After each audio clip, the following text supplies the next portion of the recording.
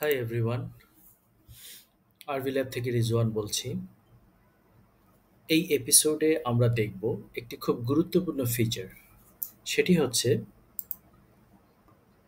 আমরা যেই রেফারেন্স থেকে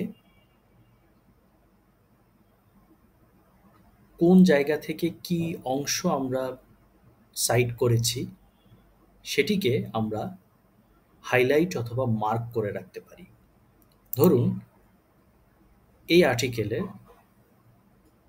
এই যে সাইনটা দেখতে পাচ্ছেন, এটা ইন্ডিকেট করছে যে এই আর্টিকেলের ফুল টেক্সট অ্যাভেলেবল আছে এবং জটেরও এই ফুল টেক্সটটি তার সিস্টেমের ভেতরে রেখে দিয়েছে।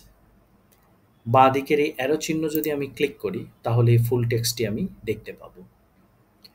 এখানে যদি আমি ডাবল ক্লিক করি তাহলে মাই ফার্স্ট এক্সারসাইজ ট্যাবের ডানে এই আর্টিকেলটি ওপেন হবে।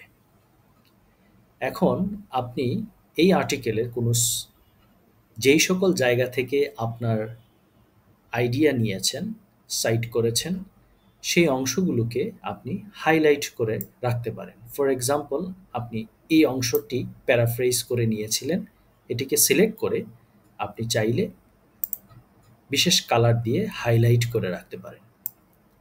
আপনি এই অংশটিকে আপনার আর্টিকেলে প্যারাফ্রেজ করেছেন, সিলেক্ট করে অন্য একটি কালারে করে রাখতে পারেন।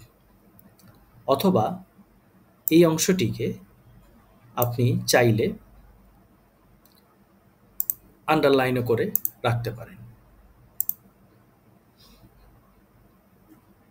ধরুন এই অংশটিকে আপনি কোথায় ব্যবহার করেছেন, সেই ক্ষেত্রে এই অংশটিকে সিলেক্ট করে আপনি এখানে নোট অ্যানোটেশন করে রাখতে পারেন। ফর এক্সাম্পল, আপনি ইয়েলো সিলেক্ট করেছেন, এখন যদি আপনি এখানে নোট রাখতে পারেন যে এই অংশটি আপনি ইন্ট্রোডাকশনে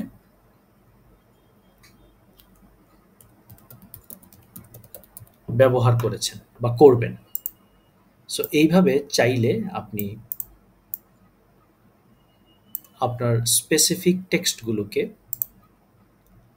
হাইলাইট, আন্ডারলাইন, নোট করে এবং আরও অনেক হ্যান্ডি ফিচার্স আছে, এই ফিচারগুলো ব্যবহার করে রাখতে পারেন।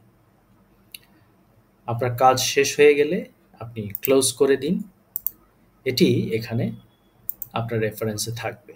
নেক্সট টাইম আপনি যদি চান যে এই আর্টিকেলের কোন অংশকে আপনি ব্যবহার করেছিলেন, আপনি খুব ইজিলি ডাবল ক্লিক করে পুনরায় সেই সকল জায়গা আবার দেখে নিতে পারেন বা পড়তে পারেন। Thank you so much.